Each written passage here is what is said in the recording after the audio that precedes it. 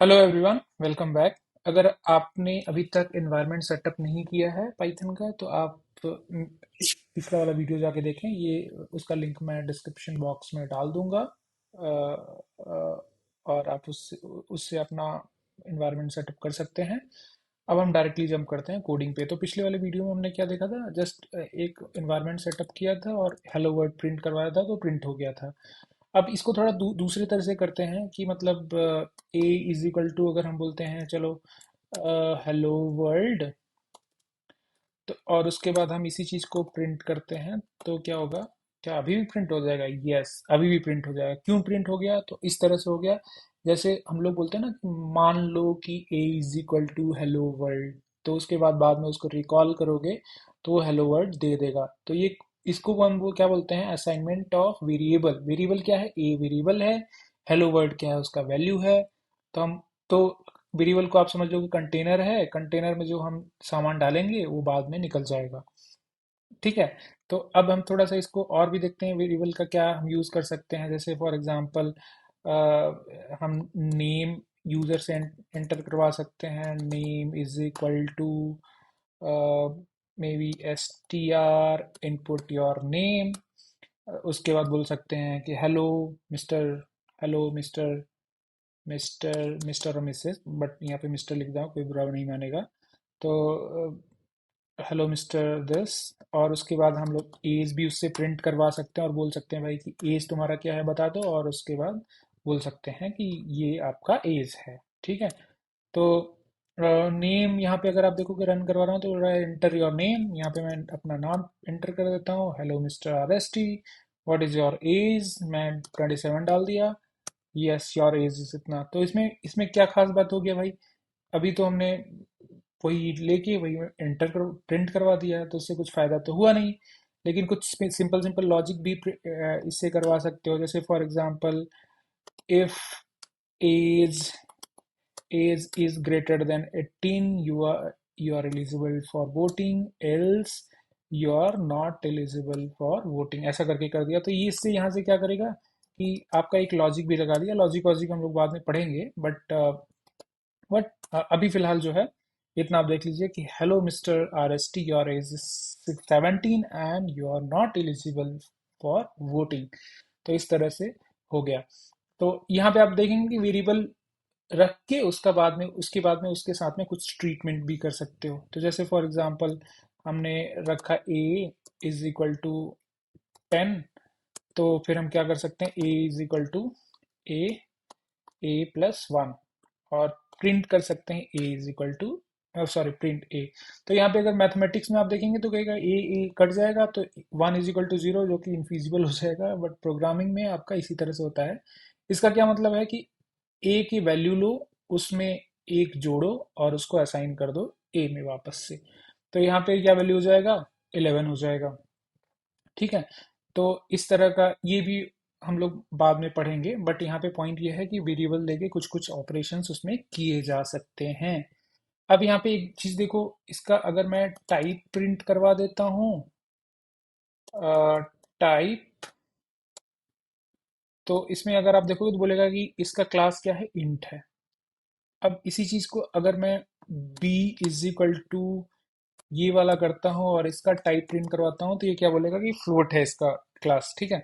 तो फ्लोट क्या है? जिस नंबर को वो इंट में नहीं स्टोर कर पाएगा, डेसिमल के बाद में कुछ रहेगा, उसको फ्लोट कर देगा। अब मैं जैसे इसको सी इज इक्वल टू हेलो लिखता हूँ और इसका टाइप प्रिंट करवाता हूँ, तो क्या बोलेगा? ये स्ट्रिंग है। तो भाई ये अलग अलग क्यों कर रहा है? एक मतलब अलग अलग क्लास टाइप क्यों कर रहा है? तो इसका पॉइंट ये है कि हर टाइप की वेरिएबल्स को अलग अलग तरीके से ट्रीट करता है पाइथन या कंप्यूटर, और उसी के हिसाब से अ, अ, आप भी ऑपरेशन कर सकते हो बेसिकली। तो जैसे इसको वेरिएबल के कंटेनर समझ लो, और जो वेरिएबल का वैल्यू है उसको मटेरियल समझ लो। तो आप जो मटेरियल डालोगे वही मटेरियल निकलेगा, और उससे वही चीजें कर सकते हो। जैसे फॉर एग्जांपल, अगर आपने आटा डाल के रखा हुआ है कंटेनर में, तो उसको निकाल के रोटी बना सकते हो। दाल या चावल तो नहीं बना सकते हो। तो इसी तरह से होता है। तो इसी तरह से अगर आप देखो कि इंटीजर है, तो इंटीजर को इंटीजर में ऐड कर सकते हो, लेकिन स्ट्रिंग में अगर ऐड करना चाहोगे तो क्या ही ऐड हो जाएगा, राइट? जैसे फॉर एग्जांपल अगर मैं बोलूं कि प्रिंट प्रिंट ए प्लस ए, राइट, ए प्लस ए। तो यहाँ पे क्या हो गया, यहाँ पे ये प्रिंट हो गया। ए का वैल्यू हमारा 11 था, तो 11 प्लस 11 क्या हो गया, प्रिंट हो गया। बट अगर हम ए को बी में जोड़ते हैं तो शायद बी में भी ये हो जाएगा, क्योंकि बी भी एक न्यूमेरिकल वैल्यू है, उसमें ऐड किया जा सकता है। बट क्या इसको सी में ऐड कर सकते हैं, तो बोलेगा नहीं कर सकते हैं, बोल रहा है अनसपोर्टेड ऑपरेंड, बोल रहा है प्लस इनके बीच में नहीं किया जा सकता है, इंटीजर और स्ट्रिंग के बीच में नहीं किया जा सकता है। तो यहाँ पे पॉइंट ये है कि हर अलग अलग टाइप के वेरिएबल को अलग अलग तरीके से पाइथन स्टोर भी करता है, और उसमें उसके हिसाब से ऑपरेशंस भी डिफाइन होते हैं कि आप इस तरह के ऑपरेशन कर सकते हो और इस तरह के ऑपरेशन नहीं कर सकते हो। तो आपने तीन तरह का वेरिएबल देखा। अब कुछ और भी वेरिएबल होंगे, बहुत अलग अलग टाइप के डेटा टाइप्स होंगे, इसको डेटा टाइप्स बोलते हैं कि किस टाइप का है। कुछ अलग टाइप के वेरिएबल्स भी मिलते हैं जो कि हम लोग बहुत डिटेल में पढ़ेंगे, बट फिलहाल के लिए अगर आप देखोगे तो ये एक क्या है, लिस्ट टाइप का वेरिएबल है। लिस्ट टाइप के कुछ फीचर्स होंगे जो जो हो सकता है कि इंट, फ्लोट, स्ट्रिंग में नहीं होंगे। तो जैसे फॉर एग्जांपल इसका अगर आप देखोगे तो print first element of list is L0। L0 क्या है, फर्स्ट एलिमेंट है। पाइथन हमेशा जीरो से काउंट करता है, इसको आपको ध्यान देना है। सिमिलरली अगर मैं सेकेंड लास्ट एलिमेंट करना है तो मुझे ये क्या होगा, 0 1 2 3 4, राइट।